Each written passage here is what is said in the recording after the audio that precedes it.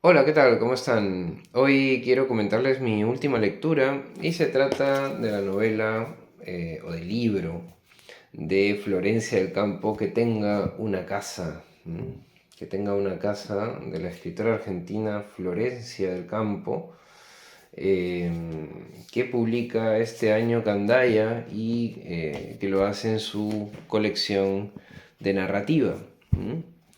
Eh, Bien, este libro yo tuve el placer de estar en la presentación, una presentación que se hizo en Poblenou, en la librería No Legiu, y que estuvo a cargo de una escritora también conocida en este canal, que es la escritora argentina Fernanda García Lao. Nosotros hemos reseñado ya la lectura que hicimos del libro eh, La teoría del tacto. Un libro que a propósito ha quedado finalista del premio al libro de cuentos Setenil.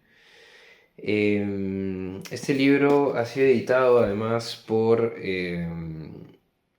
una de las dueñas de la editorial Candaya, la editora Olga Martínez, y también del escritor mexicano Eduardo Ruiz Sosa, ¿no? También editor de Candaya. Bueno, la presentación fue muy simpática, la verdad que una conversación muy natural, muy espontánea, sin ínfulas. Y se habló mucho del tema del desarraigo, de la casa como diferente, o sea, la casa, pero no solo como una casa, como el edificio donde vivimos, sino todos los significados que trae consigo ese lugar, ¿no? La casa, bueno, como atadura también, la casa como destino, una casa para volver, para tener un lugar donde volver, una casa para poder irse. Una casa que nos lleva siempre a la casa de la infancia y en ese sentido pues la infancia como tantas cosas, ¿no? Como traumas, como nostalgia, como lugar perdido o como lugar recuperado o como la reconciliación con un lugar, ¿no? El libro es muy interesante porque Florencia hace una, digamos, hace un ejercicio de escritura que no se circunscribe únicamente al relato autobiográfico, sino que introduce también lecturas ella misma en el proceso de creación casi involuntaria de este libro. Está escribiendo voluntariamente un libro de cuentos, ¿no? En este contexto en el que ella está intentando reunir unos cuentos, escribirlos, es que recibe una herencia, ¿no? Y decide también comprarse una casa, ¿no? Entonces, en esta historia vamos a ir viendo que los capítulos digamos, nos dirigen un poco a la ruta que conlleva el hecho de construir una casa, ¿no? Por ejemplo, los títulos son bastante elocuentes en este sentido, ¿no? Intemperie, materiales, derrumbe, proyecto, construcción, estructura, reforma, andamios, obra, polvo, planos, casas, cuerpo y cimientos, ¿no?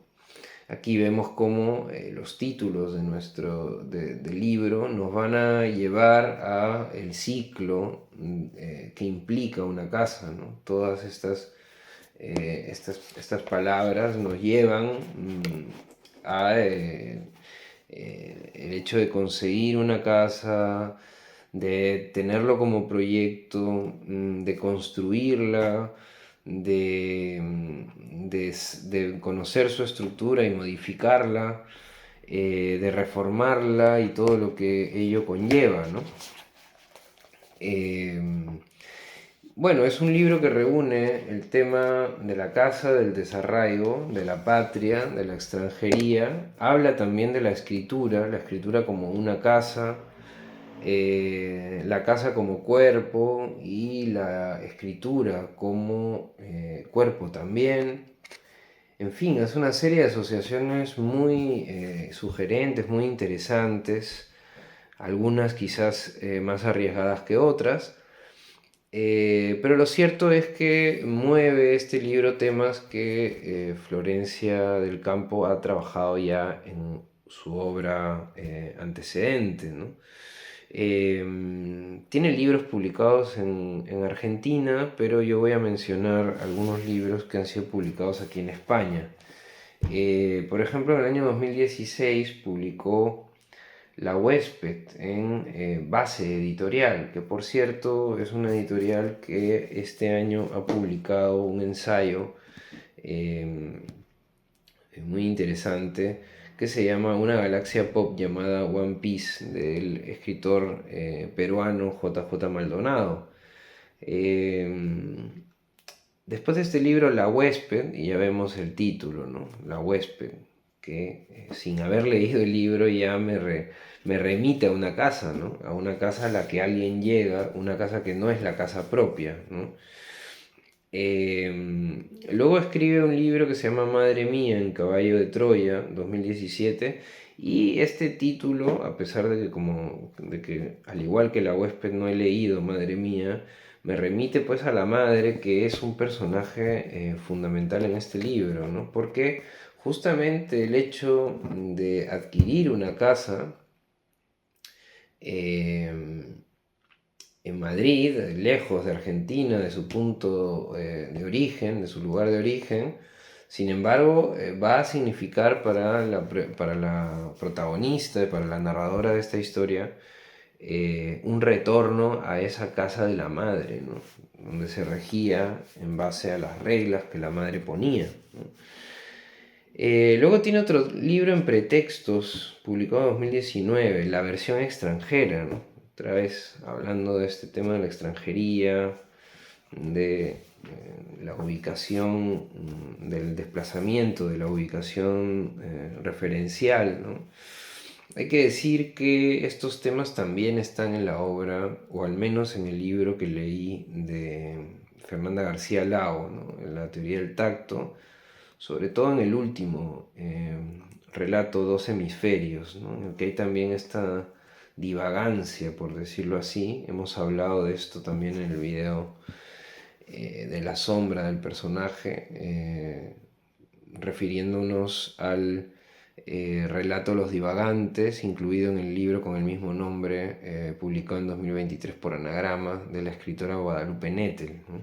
Ahí también tenemos eh, todo este tema, ¿no? El precio a pagar por perder ese lugar de origen, que por otro lado es un lugar que ya de inicio uno quiere abandonar, ¿no? Pero que luego se da cuenta de que no basta con desplazarse, ¿no? Hay que sufrir también un lastre eh, respecto a ello, ¿no? En fin, la versión extranjera fue publicada en Pretextos en 2019 y luego vienen dos poemarios, uno en 2020, publicado por Slooper, eh, Mis hijas ajenas, donde en estos poemas, y he leído alguno ahora en internet, vemos también pues el tema, ¿no? De la maternidad, el papel de la mujer como madre, como hija, eh, como mujer. Y este tema de mis hijas ajenas que me remite sin querer a esa experiencia que cuenta en este libro, Que tenga una casa, cuando ella es niñera, ¿no? De la hija de una editora. Y justamente llega un punto, ¿no? De vínculo con la niña, que ella es un poco la madre, y podríamos decir que la niña es una hija ajena, ¿no? Eh, Ella dice aquí que ella edita a la hija de la editora, ¿no? Eh, Bien, también es muy interesante, ¿no?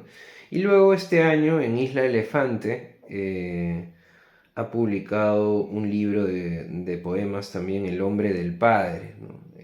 Donde también habla de la identidad, ¿ah? También está ahí este tema eh, dando vueltas, ¿no?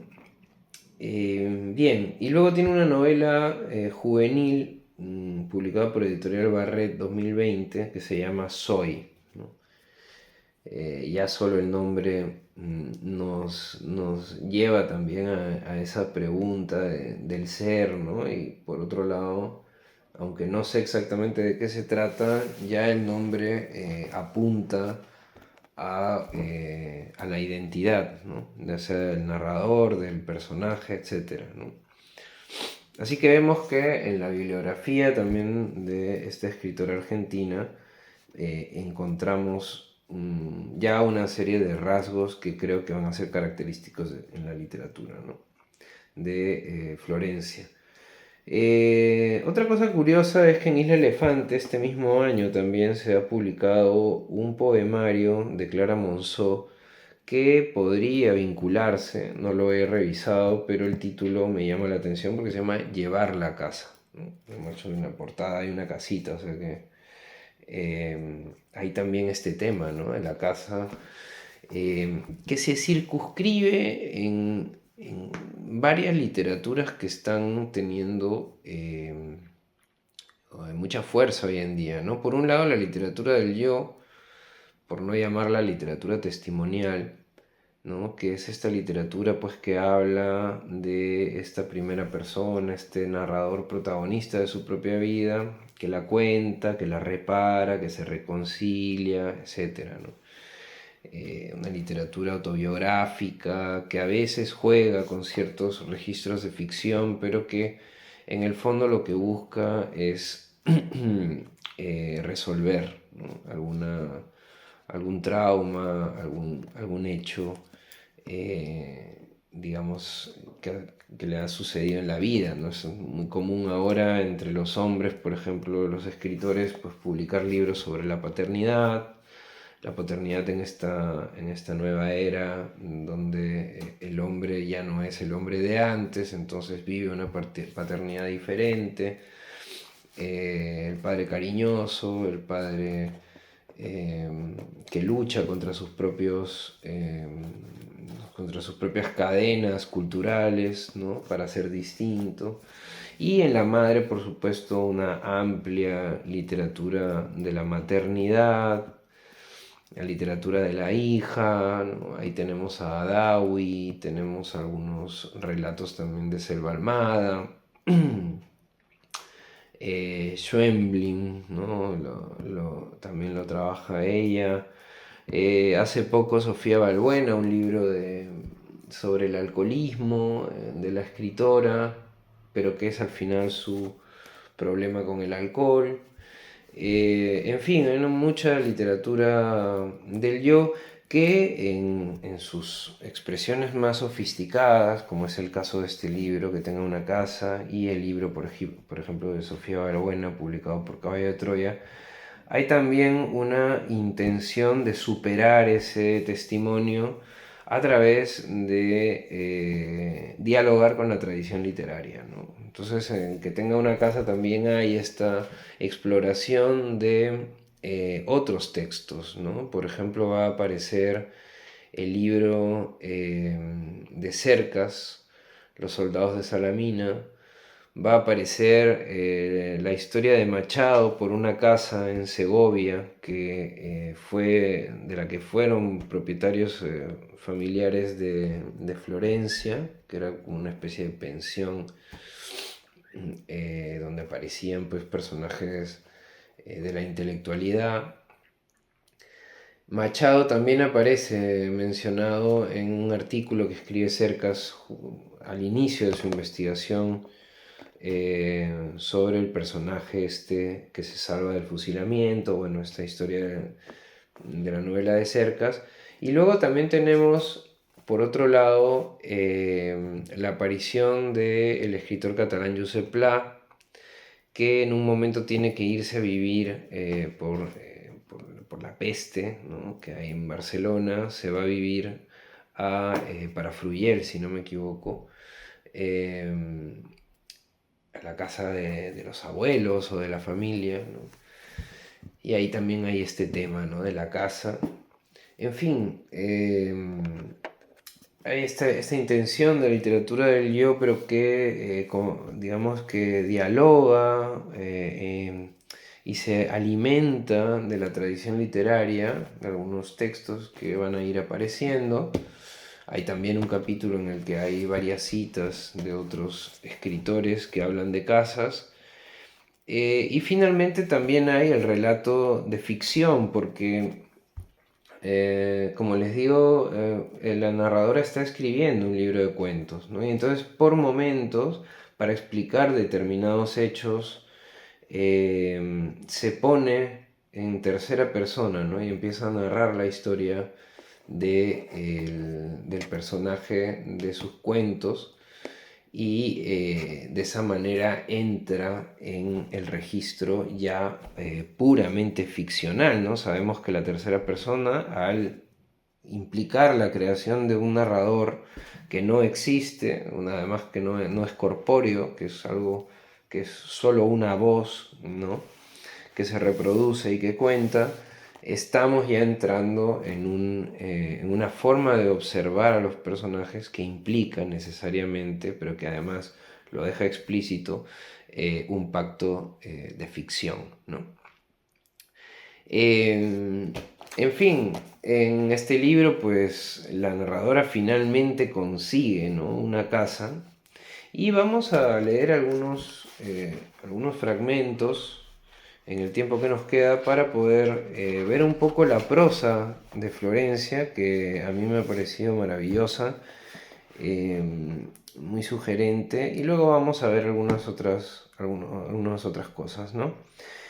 Escribo y no veo palabras, dice en el capítulo 4. Veo casas. No tengo palabras, tengo cuerpo. No voy a escribir un libro de cuentos relacionados con la historia de España y con la historia de mi familia paterna a través de sus casas para llegar hasta mis casas, sino un libro sobre la ausencia y la lengua madre que me muerdo. Ausencia de casa, de padre, de madre, de fronteras. Una escritura que poco a poco se va vinculando con la casa. Ensayo. Escribo en primera persona. ¿Yo qué? A pesar de que su tío le haya cambiado de tema, fíjense cómo cambia aquí a la tercera persona, este libro es una vuelta a la idea original de la escritura. Si en aquel encuentro en el Barbieri ella quería hablar de casas, pero acabaron hablando de historia y de familia, en este libro hablo de historia y de familia para poder regresar a la casa. ¿Es eso? ¿Es así? Sigo ensayando y traspasando perímetros como quien se exilia de las certezas. Escribir, dice la narradora, es extranjerizarse, ¿no? Y vemos esta cosa que tiene que ver con la casa, la escritura, el hecho de el expatriado, ¿no?, que está fuera de su lugar, la familia, en fin, todos estos temas, ¿no? Luego la casa que ella consigue le lleva inevitablemente a la casa de la infancia, a la casa de su madre. En la casa de mi madre, en la casa de mi infancia, ciertas indicaciones eran una cuestión de vida o muerte de la casa y de las personas. Si no se indicaba que se barriera la terraza, entonces las rejillas se tapaban y esa agua mal canalizada se filtraba y provocaba tremendas manchas de humedad en el techo de los ambientes de abajo. Toda mi infancia estuvo atravesada por tareas de limpieza, higiene y mantenimiento que mi madre no estaba dispuesta a hacer sola, que nos obligaba a colaborar en ellas y que eran fundamentalmente para la supervivencia del sistema. Hoy día yo no puedo prestar mi casa a nadie porque está llena de trucos paliativos para que el síntoma no empeore y para que no colapse totalmente, ¿no? Esta cuestión también ya de la casa como un cuerpo enfermo, pero también las manías heredadas, ¿no? Las manías heredadas, que es un tema también que nos atañe a todos, ¿no? Todos terminamos siendo en algún sentido nuestros padres sin quererlo, ¿no? No soy neorrural, dice más adelante, en una parte que me recuerda muchísimo el libro de Sara Mesa, Un amor, ¿no? Este personaje Nat, que además me consta que Florencia utiliza este libro en sus talleres, porque lo ha dicho. Y aquí aparece este momento en el que, claro, este personaje consigue una casa, pero no en Madrid, sino en un campo, en un pueblo de campo, en los alrededores de Madrid. Y dice, ¿no?, en este momento, en plena experiencia de adaptarse a esta nueva vida, una mujer urbana que se va al campo, dice: no soy neorrural, no me merezco ese epígrafe. Sin embargo, tengo abejas en el patio que apenas me dejan leer, corto la enredadera con una máquina eléctrica más grande que mi brazo, salgo a juntar piñas para tener combustión, cargo leña cada mañana, esquivo vacas cuando salgo a caminar y freno por ellas cuando se me cruzan en la carretera. Además, riego las plantas de menta, falta de limón. Planté pepino, calabaza, lombardas, manzanilla y orégano. No sobrevivió casi nada. Tengo un árbol de laurel y tengo una compostadora hecha con mis propias manos, donde deposito mis residuos orgánicos. No cumplo con los requisitos, pero mi vida también requiere de mucho trabajo.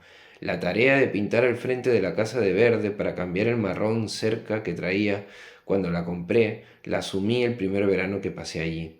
Me ponía por la mañana temprano antes de que el sol apretara a pintar la valla. En muchas ocasiones los vecinos pararon a mirar cómo me iba quedando.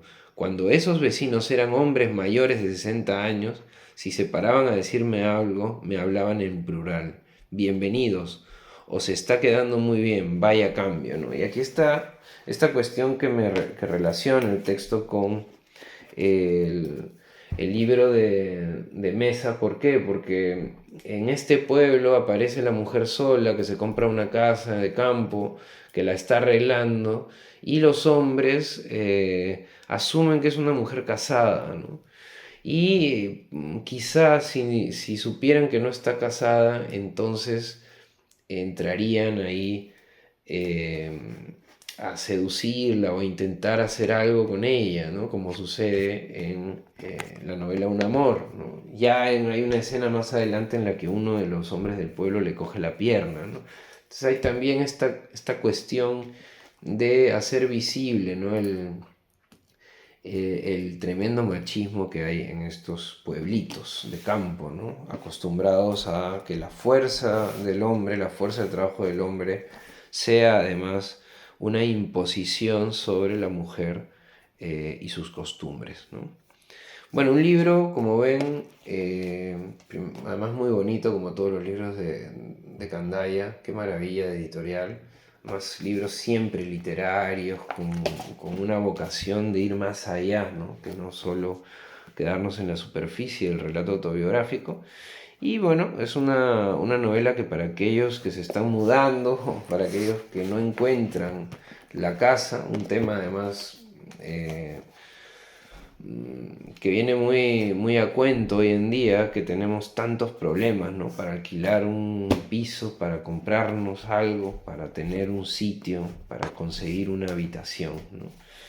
En fin, la casa y todo lo que implica la casa, contado de una manera maravillosa por Florencia del Campo, escritora argentina, en este libro. Y nada, seguimos leyendo.